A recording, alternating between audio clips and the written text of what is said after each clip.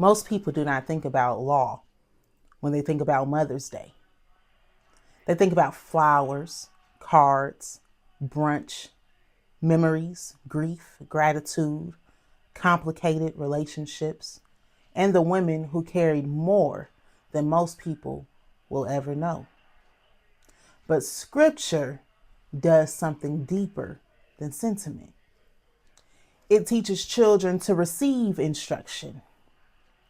It teaches motherhood as part of God's design for formation, wisdom, sacrifice, correction, and love.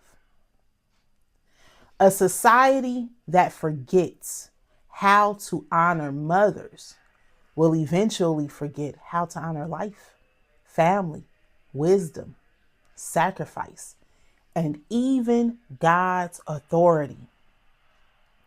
Welcome to Case and Covenant with Faith P. Hill, where scripture, law, and life meet. Today, for this Mother's Day special, we are beginning with a simple question. What do mothers teach us about law, even if they're not an attorney, love, and the Word of God? I'm Faith P. Hill. This show exists because the Bible is not merely a book of inspiration. It is the Word of God. And throughout Scripture, we also see the language and structure of law, command, covenant, testimony, judgment, justice, mercy, mediation, inheritance, adoption, authority, guilt, innocence, redemption, and final verdict. My goal is not to force modern legal categories onto the Bible. My goal is to help us notice what is already there. God reveals himself as creator, king, judge, lawgiver, father, redeemer, and covenant Lord. If that is true, then scripture speaks to family, justice, government, ethics, culture, work, church, public life, and the way we order our homes.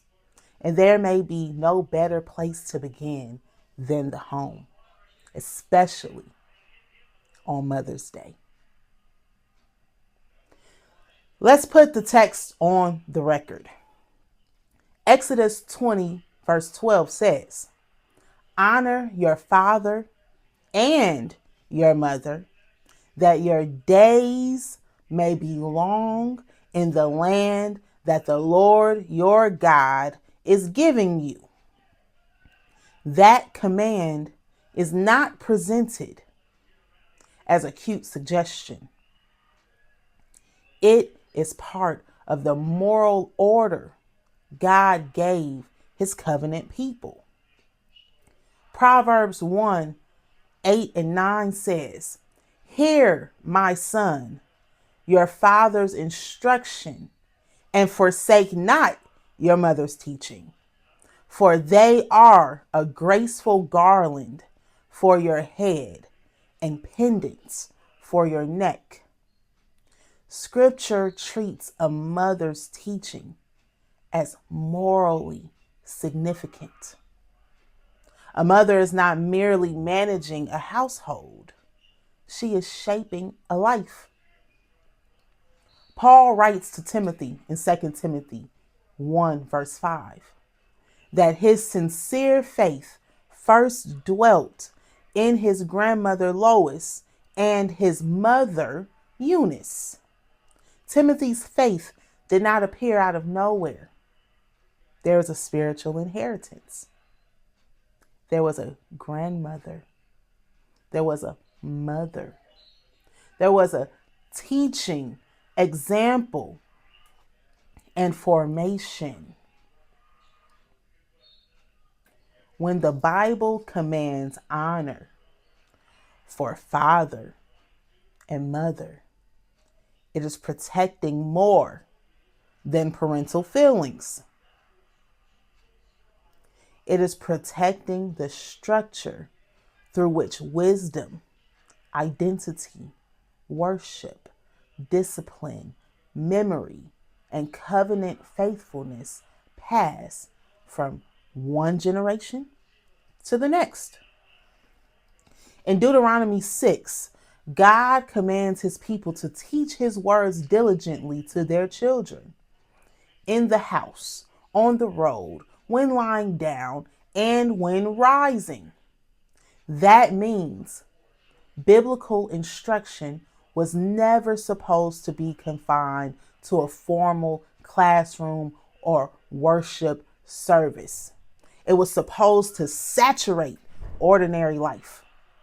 A godly mother teaches love with wisdom, order, truth, and grace. This is why motherhood matters so deeply, because God designed family as one of the primary places where human beings learn love, order, correction, sacrifice, and worship. A mother teaches before she ever gives a lecture. She teaches by what she celebrates. She teaches by what she corrects. She teaches by what she tolerates. She teaches by what she prays over. She teaches by what she refuses to surrender. When scripture says, honor your father and your mother, honor is not mere politeness. Honor is rightful regard, weight, dignity, and seriousness. Children are not self-created. They do not raise themselves. They are born into duties before they fully understand their rights. That does not mean parents have unlimited authority. All parental authority is accountable to God. But the command does mean this: family is not a casual arrangement. It is part of God's structure for human society. Before there's a courthouse, there's a home. Before there's a legislature, there's instruction. Before there is public justice, there's private formation. Before a child understands civil law, that child learns whether truth matters, whether promises matter, and whether correction can be love. A mother's labor is not sentimental background noise. It is civilizational work. The mother who teaches a child to tell the truth is building a witness. The mother who teaches a child to respect others is teaching justice. The mother who teaches a child to pray is pointing that child toward ultimate authority. Love is not lawless. Law is not loveless. Biblically, love and law are not enemies. God's law reveals his holy character. God's love provides redemption for lawbreakers. At the cross, justice and mercy do not cancel each other. Thank you, Lord. They meet. Someone may say, isn't this outdated? Isn't motherhood just one lifestyle option among many? Christianity does not honor motherhood because culture happens to find it useful. Christianity honors motherhood because human life is created, embodied, dependent, relational, and morally formed. Every human being enters the world dependent on care. We are born needy. We are protected before we can protect ourselves. We are taught before we can reason abstractly. We receive before we produce. Motherhood confronts the illusion of radical independence. It tells the truth about human life. We are not self-made. The biblical vision gives dignity to the mother, responsibility to the child, accountability to the family, honor to sacrifice, and places every household under the authority of God. So, what do we do with this? First, honor your mother where you can. For some, that is joyful. For others, it is complicated. Honor does not require pretending every relationship was healthy. It does require seriousness. Second, mothers should receive encouragement without being crushed by impossible expectations. Third, we need to recover the teaching role of the home. Parents cannot outsource all formation to schools, screens, influencers, churches, or culture. Fourth, we should honor spiritual mothers. Many people are shaped by women who did not give birth to them, but still covered them, taught them, corrected them, prayed for them, and taught them about Christ. Motherhood is beautiful, but it is not ultimate.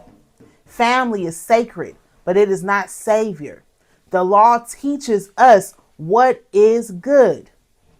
The gospel gives us Christ, who fulfills what we could not. Even at the cross, Jesus honored his mother by entrusting Mary to John's care. The Savior of the world did not despise ordinary human duty. He fulfilled righteousness even in suffering. Here's today's closing verdict. Motherhood teaches us that love is not lawless and law is not loveless. In God's design, love forms, love teaches, love corrects, love sacrifices, love protects, love honors. The mother who raises a child in wisdom is doing holy work. The grandmother who prays is doing covenant work. The woman who nurtures faith in the next generation is participating in something far bigger than sentiment. She is helping form people who can recognize truth, receive correction, practice justice, and honor God. If this episode blessed you, please share it with a mother, a grandmother, aunt, mentor, or woman of faith who helped shape your life. And in the comments, tell me this. What is one lesson your mother, grandmother, or a woman of faith taught you that still guides you today? I'm Faith P. Hill. And this is case and covenant. Open the text, examine the record, and let the word of God shape your life.